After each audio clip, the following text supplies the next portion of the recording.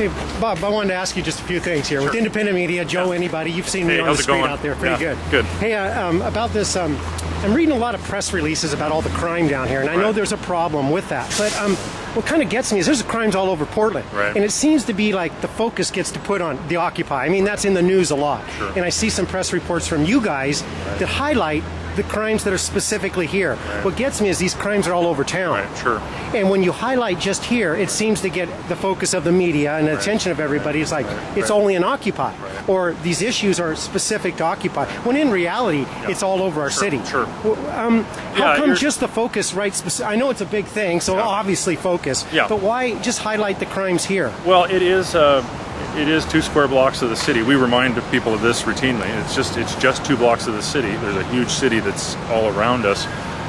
That's absolutely true. I think there has been, because so many people have been down here, because there have been a lot of people who have been down here and who have engaged in a nonviolent, peaceful expression of their free speech rights. They've protested, and we kind of completely get that and are here to support that and feel like and have been kind of in a certain degree. Yeah. I mean, starting from the first day of the march all the way through, we've really been trying to facilitate that as best we can. Yeah.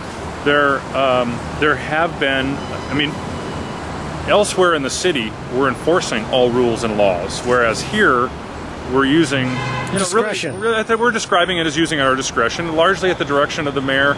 We're using our discretion here and not arresting for the misdemeanor of being in the park.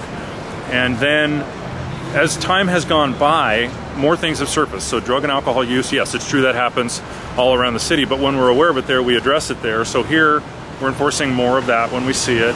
There have been some things that have happened, just in the last little while that have raised real concerns for us, like the Molotov cocktail. Yeah. You caught that guy, and that's one individual, and I'm sure he doesn't represent the Occupy movement at all. Yeah. But the way you guys frame it, the context from the police reports that I read every day that come out, it's in context. I mean, the words Occupy Portland were surrounding that. Now, obviously, he was here. He came back here, did he not? He did. And so that's what's hard for us. Is if he'd not been associated with Occupy in any way whatsoever, and it's just separate and independent, then that'd be another matter. But we heard on the 31st that there were people that were here that had, or were making or had intended to use Molotov cocktails.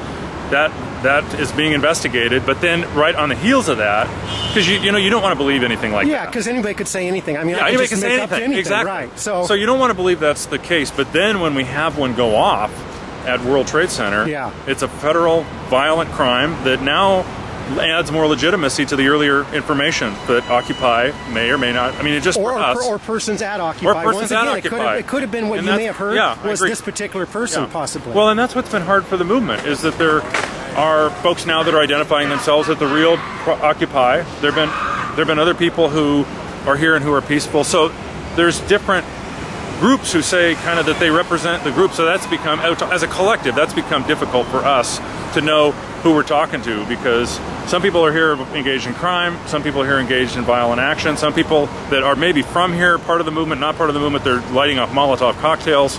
So it's complicated for us. It is complicated. Yeah. What I felt just really discouraging, and it's really got me kind of up in arms a little bit, is because I'm trying to cover this and just cover what's going on, is that it's so focused on, the bikes that were stolen, found at Occupy, the break-in with knives and backpack, found at Occupy. These things happen all over, and you could pin stuff on TriMet, or you could pin stuff on certain bars or certain, and yet it's really, I think, and then the news gets behind it. I asked some of the officers, how come so many out here? Well, we're hearing stuff in the, the stuff in the news, don't you?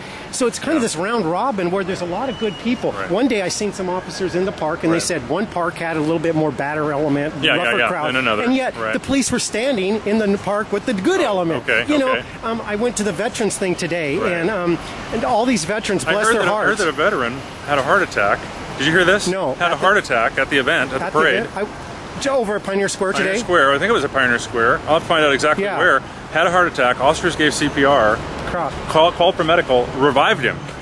Brought him back to life. He's at the hospital alive. You think that was in Portland? I think that was here. I got the call this morning. The fire bureau called me and said, that it happened, and that we're going to work on a joint press release, and we want to identify the officers, and well, that's good. So that's huge. Yeah, I like good things, and it's good news. And I do meet some cops that do good things. The burglary type stuff. I'm really big on that. The protest movement with police standing there looking at peaceful protesters. And I see that a lot. I know when Reese got into office, he kind of backed off on that a little bit, and I appreciate that. When we come out to the big marches, there's 4, 5, 6 guys. You don't need a whole crowd of, now with the Occupy thing back, it's back to the RoboCops all hiding in the park, and a lot of them. But it hasn't been that very much.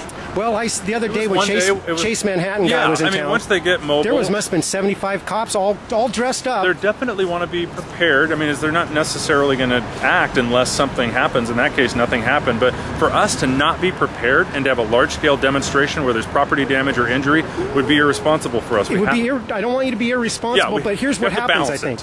What happens is you spend all that money, 80 cops sit in the park with all the RoboCop stuff on, costs big dollars to the taxpayer. $316,000 in overtime so far. So, and I meet these guys in the park. For the Veterans for Peace, 8 guys sitting there watching the veterans. Now, you told me a good story. I don't know if that happened or not, because I didn't see it, and I was there most of the time. I got there right when it started, so it may have happened before. But 8 guys all getting overtime to watch peaceful veterans. I mean, what's that cost? And then you put it in like, look how much this is costing us. Well, who made the call to send 8 guys to watch a bunch of veterans? You know, at the end of the day for us, with all of the things that have happened, when you add them all up, I think all of us would have preferred for this stuff not to have happened. These things that we're reporting on, the crimes, the bad things, the Molotov cocktail, all these things. We would have preferred none of those things happen, that they had no affiliation whatsoever with Occupy. But the fact of the matter is that it's here, it's happened, and so therefore we are at a point where people are overdosing in the park. But I heard there's like up to hundreds of overdoses a year in Portland. Some people die. A lot of people die from overdose deaths, but it's happening here in what amounts to a city-sanctioned event, and ultimately becomes too problematic. Is that your friends there? Well, I got to go. Okay. Nice talking to you, and we covered some good things. And thank you. Okay, great. Thanks.